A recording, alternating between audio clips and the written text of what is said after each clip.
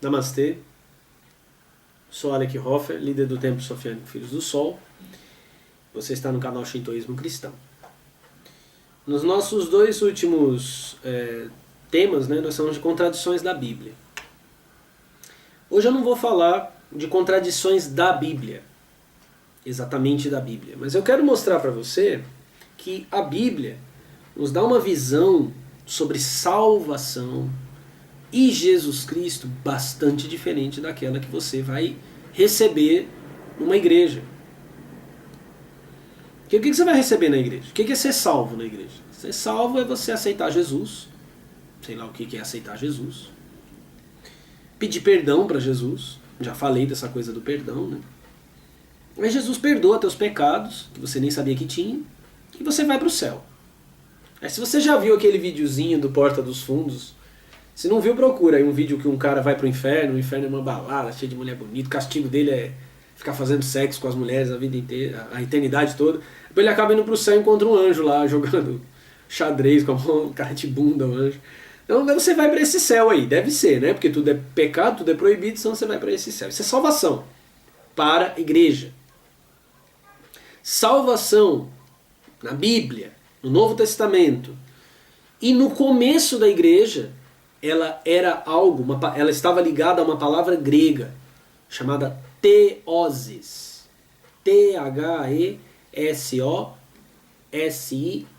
Theosis ou theosis. Theosis significa ser transformado em Deus. Os primeiros pais da igreja descreviam a salvação assim. Os cristãos, principalmente os cristãos do Oriente, descreviam a salvação não como um processo de perdão de pecados e ser levado para o céu, mas um processo de transformação na imagem de Deus. Claro que isso desapareceu, e hoje parece até heresia dizer isso. Um cristão acharia um absurdo, um embriomólogo acharia uma blasfêmia dizer que o objetivo, a mensagem cristã é que você deve se tornar Deus. Mas essa é a mensagem cristã mesmo, você deve tornar-se Deus. Só que você não pode tornar-se Deus de si mesmo, sozinho. Todas as religiões anunciam a chegada de um Salvador. O hinduísmo, o budismo diz que séculos depois do nascimento de Shakyamuni nasceria um outro Buda chamado Maitreya, que seria perfeito na ciência. O hinduísmo fala da vinda do Kalki, o avatar final do Deus Vishnu. Então, todas as religiões e mitologias apontam esse Salvador, ou seja, mas o que é esse Salvador? Ele é o divinizador.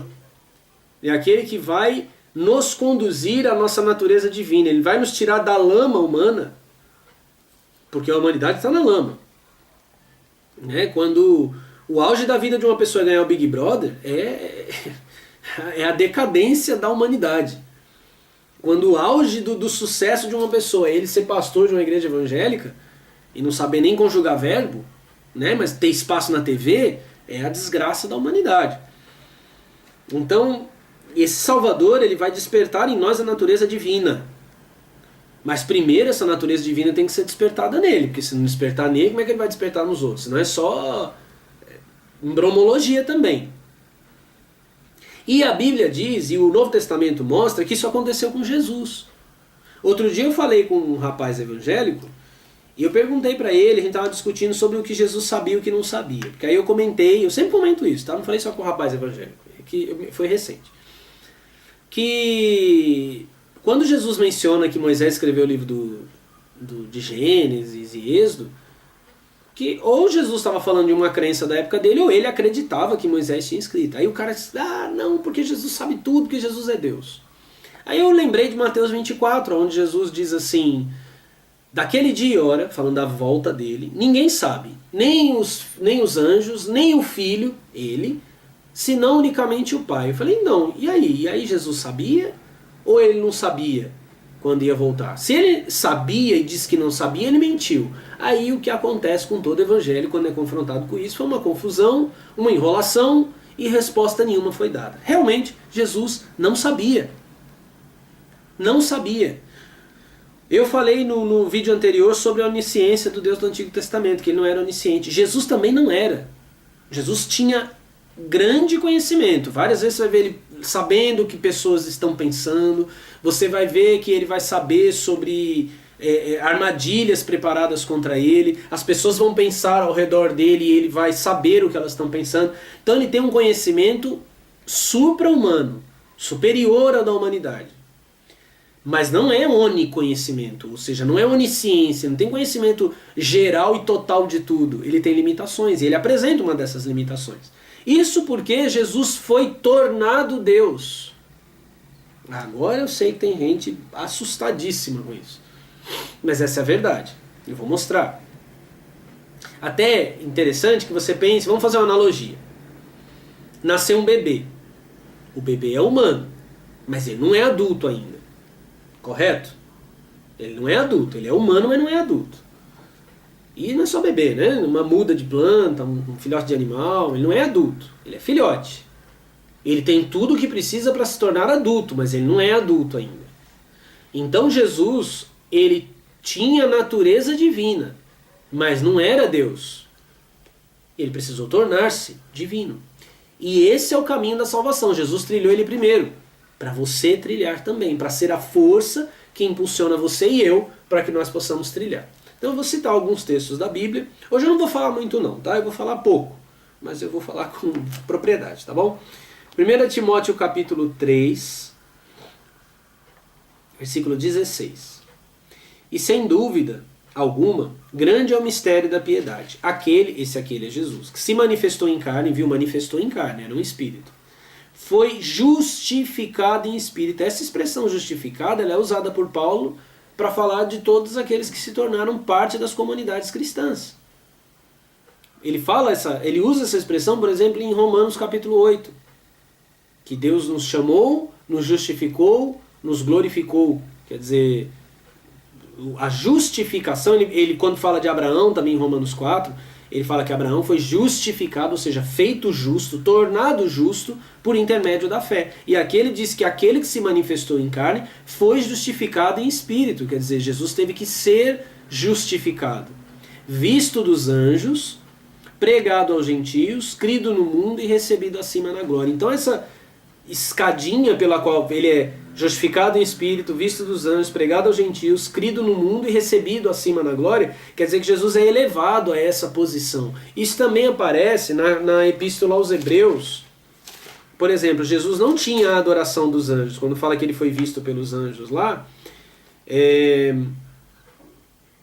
em Hebreus capítulo 1, o versículo 4. Feito tanto mais excelente do que os anjos, quanto herdou mais excelente nome do que eles. Você viu o que eu li? Ele foi feito, quer dizer que ele tinha a mesma natureza dos anjos. Aí quando você pensa em anjo, você pensa que tem uma escadinha, né? Tem Deus, aí tem os anjos, tem o homem. Não é verdade, o anjo, ele é filho de Deus. No Salmo 82, quando diz que Deus está no meio dos deuses, esses deuses são os anjos. Em Gênesis 6, quando você vê que os filhos de Deus tomaram as filhas dos homens, esses filhos de Deus são os anjos. Quando você lê Jó, capítulo 1, capítulo 2, que os filhos de Deus se apresentaram a Jeová, esses filhos de Deus são os anjos. Filho de Deus, se eu tiver um filho, não vai nascer um cachorro, espero, né? Não vai nascer uma mula, vai nascer um ser humano, né? Então, meu filho, ele é humano, os filhos de Deus são deuses. São chamados anjos porque é o ofício, eles são mensageiros do Deus Pai. Então eles são mensageiros dele. Então o ofício é anjo, mas a natureza é Deus. Jesus era um destes anjos. Ele era um anjo que foi feito mais excelente, quer dizer, foi elevado acima dos anjos. É o que está lá no Salmo 45. Deus, o teu Deus, te ungiu com óleo de alegria mais do que a teus companheiros. Quer dizer, ele recebeu uma unção, todos eles foram ungidos, mas ele recebeu um óleo de alegria, de satisfação maior do que os companheiros, seus companheiros anjos. Quanto herdou mais excelente nome do que eles, quer dizer, aquilo que ele recebeu por herança foi um nome mais excelente do que o nome que tinham os anjos, os seus irmãos. E ele, substitui os anjos. Porque o capítulo 2 da Epístola aos Hebreus fala que a palavra que os anjos pregaram, que era a lei, permaneceu firme. E Hebreus capítulo 1 no versículo 1, fala que Deus falou pelos profetas, mas agora ele fala nos últimos dias pelo Filho. O que quer dizer que Deus não fala por pastor, Deus não fala por padre, Deus não fala por bispo, Deus não fala por profetisa. Quando Deus falar conosco de novo, será através do Filho de Deus. Ele vai enviar Jesus à terra outra vez para conversar com a gente, senão nós vamos sempre estar perdidos. Ele não tinha adoração dos anjos, porque diz o versículo 6 de Hebreus capítulo 1, e quando outra vez introduz no mundo o primogênito, diz, e todos os anjos de Deus o adorem. Ele dá a ordem para que os anjos o adorem, porque antes os anjos não o adoravam, porque ele era um deles. Ok? Um outro texto interessante, que é de 1 Tessalonicenses, o famoso texto do arrebatamento, eu não vou explicar o arrebatamento agora, mas fala de Jesus, e olha como Jesus é descrito. 1 Tessalonicenses capítulo 4, versículo 16. Porque o mesmo Senhor descerá do céu com alarido, e com voz de arcanjo, e com a trombeta de Deus. Veja que ele diz que quando Jesus vier, ele vem com voz de arcanjo. O que é um arcanjo? Arque quer dizer superior. Ou seja, um arcanjo, um anjo superior aos outros anjos, um anjo de hierarquia maior. Ele era um anjo como eles. Aí a carta aos Hebreus diz que ele foi feito menor que os anjos na crucificação, porque os anjos não morrem, né? Ou pelo menos não foram crucificados, porque tem anjos encarnados. Talvez você seja um deles. Talvez você esteja prestando atenção no que eu estou ouvindo, porque você é um anjo encarnado. Então, ele foi feito menor do que os anjos por conta da paixão da morte, diz lá a carta aos Hebreus, e aí ele foi elevado acima dos anjos, tornou-se arcanjo, líder dos anjos, anjo líder, anjo superior, mensageiro superior. Quer dizer, elevou-se acima daqueles deuses, daqueles anjos divinos, né, daqueles mensageiros divinos. Voltando à epístola aos Hebreus, se você ainda não estiver convencido, no capítulo 5, diz assim, 5, 8 e 9. Capítulo 5 aos Hebreus, versículos 8 e 9. Ainda que era filho, viu? Era filho, como os filhos todos, era filhos de Deus. Esses filhos que tomaram um corpo de carne, isso também está escrito lá em Hebreus 2,14. Assim como os filhos, quer dizer, os anjos, participam da carne e do sangue, também ele participou das mesmas coisas, que é Jesus. Ainda que era filho, aprendeu a obediência por aquilo que padeceu. Ele aprendeu a ser obediente pelo sofrimento. E sendo ele consumado, em algumas traduções, diz, sendo ele aperfeiçoado, se foi que seja consumado, aperfeiçoado, quer dizer que não estava pronto. Consumado não estava pronto. Aperfeiçoado não era perfeito. Sendo ele consumado, e não rasga as vestes, meu querido irmão evangélico católico. Porque eu não estou dizendo que Jesus não é perfeito. Nem que ele não é Deus. Eu estou dizendo que ele não era. Porque essa é a barreira que colocam para você. Que você é um pecador, que você é um miserável, que você tem o pecado de Adão. Você tinha o pecado de Adão. Você não tem mais o pecado de Adão. Porque é engraçado que a teologia, a embriomologia, diz que Adão derrubou a humanidade, mas Jesus não pôde resgatar. Mas Jesus é o último Adão. A abrangência do estrago de Adão tem que ser a abrangência da restauração de Jesus. Então eu estou dizendo que Jesus foi feito perfeito, que ele é, mas que ele não era, que você talvez agora não seja, embora, eu disse na primeira mensagem, você já foi aperfeiçoado pelo sacrifício dele. Basta olhar para o Espírito dele dentro de você. Sendo ele consumado, veio a ser a causa, a razão da eterna salvação para todos os que lhe obedecem. Obedecem a ele, não Moisés, não Isaías, não Davi, eu não quero saber de Salmo, eu quero saber dele. Esses que o obedecem serão salvos. E o que eu disse que é salvação? Transformação na imagem de Deus, ser transformado em Deus.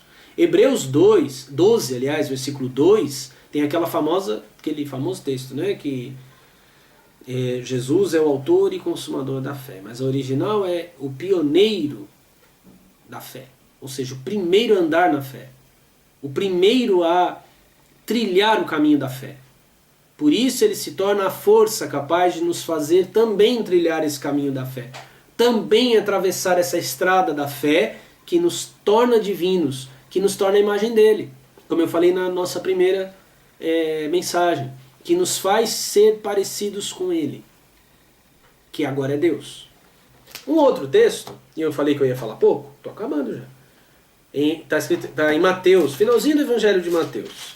Jesus aparece ressuscitado, Mateus 28, versículo 18.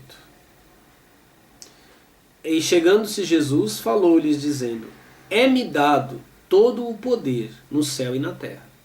Se é dado o poder, significa que não tinha o poder. Ele não tinha todo o poder no céu e na terra. Ressuscitado, ele recebe todo o poder no céu e na terra. Aí você lembra que eu li 1 Tessalonicenses capítulo 4. O Senhor descerá do céu com alarido, voz de arcanjo, com a trombeta de Deus. Essa trombeta é a última trombeta, a trombeta da ressurreição, que Paulo fala em 1 Coríntios capítulo 15. No livro do Apocalipse diz o que essa trombeta vai causar.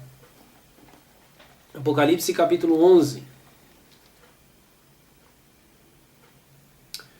A partir do verso 15. E tocou o sétimo anjo a trombeta, e houve no céu grandes vozes que diziam: os reinos do mundo vieram a ser de nosso Senhor e do seu Cristo, e ele reinará para todo sempre. Ou seja, ainda não é dele os reinos do mundo. Se você acha que o Brasil, no estado que está, com o retorno da inflação,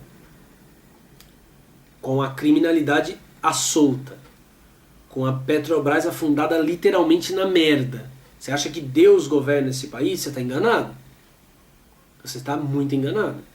Não é o governo de Cristo. Se você acha que a África, devorada por ebola, por violência de africano contra africano, por AIDS, você acha que aquilo é o governo de Deus, que ele é o melhor que Deus pode fazer? Desse Deus precisa de aposentadoria. Ele está esclerosado. Ou ele é muito cruel. Se você pensa mesmo que o mundo está do jeito que Deus quer, você está muito enganado. O anúncio da sétima trombeta é justamente o momento em que o Senhor e o seu Cristo receberão os reinos. Quer dizer, aquele todo o poder que Jesus recebeu passa a ser exercido. E esse será o toque da sétima trombeta. Veja só o que diz depois o verso 17. E dizendo: graças te damos, Senhor Deus Todo-Poderoso, que és, que eras e que hás de vir, que tomaste o teu grande poder e reinaste. Quer dizer, embora detendo todo o poder, não assumiu ainda esse poder. Assumirá, e o anúncio de que ele assume o poder para reinar é justamente o toque da sétima trombeta. A pregação que Jesus vai fazer quando voltar à terra, com voz de arcanjo. Então o que você vê aqui? Salvação é teoses, transformação na imagem de Deus. Jesus teve que ser transformado na imagem de Deus, embora era filho. Mas ele era um filho de Deus. E é isso que o diabo fala para ele lá em Mateus capítulo 4. Se você pegar a Bíblia, vai estar escrito: se tu és o filho de Deus. Mas não é isso que ele diz. O artigo em grego está indefinido. Ele diz: se tu és um filho de Deus. A tentação tem duplo sentido. Ele quer que Jesus use o poder de Deus, o poder divino que ele tem, para si mesmo, egoisticamente, e também ele quer colocar Jesus no meio. Ele vê que Jesus está tentando transcender o nível dos filhos de Deus, e ele está tentando fazer Jesus ficar se tu és um filho. Você vê um monte de igreja falando isso. Um monte de igreja fala isso pra você. Filho de Deus não pode passar dificuldade. Filho de Deus não pode ser empregado, ele tem que ser patrão. Filho de Deus não sei o que, não pode ficar doente. Isso é o diabo falando com você. O mesmo diabo que falou com Jesus, o mesmo diabo que falou com Abraão, o mesmo diabo que falou com Salomão, o mesmo diabo que falou com Moisés, que se diz Deus. É o diabo. Ele diz: se você é um filho de Deus, Jesus é um filho de Deus, mas ele está ali para transcender e fazer aquilo que os anjos e filhos de Deus não puderam fazer. E efetivamente ele fez. E se tornou a causa, ou seja, a razão, o princípio da eterna, quer dizer, eterna salvação, ou seja, salvação que não se perde. Uma vez salvos, para sempre salvos. Quando o processo de transformação em Deus inicia, ele não retorna, ele não regride, ele não estaciona. Eu sempre faço isso. E eu vou fazer de novo. Agora você tem uma escolha a fazer. Você acha que ser salvo é não ir para o inferno? Ir para um céu onde você vai virar um anjo assexuado e vai passar a vida inteira cantando louvor da Aline Barros, do Diante do Trono, sei lá de mais quem, para Deus? Eu acho isso um porre. Mas ok, fique com essa salvação. Ou você pode encontrar a salvação que Jesus ofereceu. Você implora coisas a Deus e não é atendido. Você faz campanha, que vai dinheiro, que vai jejum e não é atendido. E muitas vezes você está vendo a pessoa na igreja, aqueles testemunhos hiperverídicos. Ai, por que Deus não me atende? Aí tem um monte de explicação em bromóloga de por que Deus não te atende. Deus não te atende porque o poder de Deus está dentro de você. O apóstolo Paulo escreveu isso na Epístola aos Efésios. Que Deus é poderoso para fazer infinitamente mais além do que pedimos e pensamos. Isso é muita coisa, hein? Tudo que você pedir e pensar, Deus pode fazer infinitamente mais. Mas aí ele põe o que ninguém vê, segundo o poder que em nós opera. O poder para fazer acontecer o que você quer está operando em você. Você está buscando ele fora. Você está buscando ele no altar, no tal do homem de Deus. Você está enganado, estão te enganando. Ou tem alguém enganado e que porque está enganado está te enganando. Não estou dizendo que todo mundo está sendo maliciosamente enganado. Então você tem essa salvação evangélica, católica, ou tem a salvação do Novo Testamento. Transformar-se na imagem de Deus. Transformar-se num rei do governo de Jesus Cristo. Porque é isso que ele diz. Ele é o rei dos reis e o senhor dos senhores. Ele quer fazer de você um senhor, um rei, para governar essa terra. E aí sim, quando você for rei, quando você for senhor, quando você for perfeito, quando essa perfeição que está dentro de você vier para fora, aí haverá justiça, aí haverá paz, aí haverá igualdade, aí haverá harmonia, aí haverá sistemas políticos decentes, aí haverá um sistema econômico que valoriza as pessoas, aí haverá saúde, quando o Cristo, o Senhor e os senhores que se transformarão à imagem dele governarem a terra. Essa é a verdadeira salvação. A salvação que hoje eu estou sendo aqui instrumento, anjo, né, para anunciar a você. E eu espero que seu coração se abra e que um dia nós estejamos juntos transformando essa terra, porque eu e você somos o sal da terra e a luz do mundo. Se ela apodrecer, é culpa nossa. Se ela ficar na escuridão, é culpa nossa. O apóstolo Paulo falou em Romanos capítulo 8. A expectativa da criação, o gemido da criação é a manifestação dos filhos de Deus. A sua manifestação, a minha manifestação. Terremotos, furacões, doenças, epidemias, guerras, problemas econômicos, políticos. É o gemido da terra. Esperando não por Deus. Não Deus descer do céu e fazer o que tem que ser feito. Esperando que eu e você nos transformemos e nos manifestemos como filhos de Deus e façamos o que tem que ser feito. Esse canal nasceu para isso, para te desafiar, para te convidar, para te revelar quem você é de verdade. Te saúdo, lembrando que o Deus dentro de mim reverencia sempre e sempre reverenciará o Deus que está dentro de você. Namastê.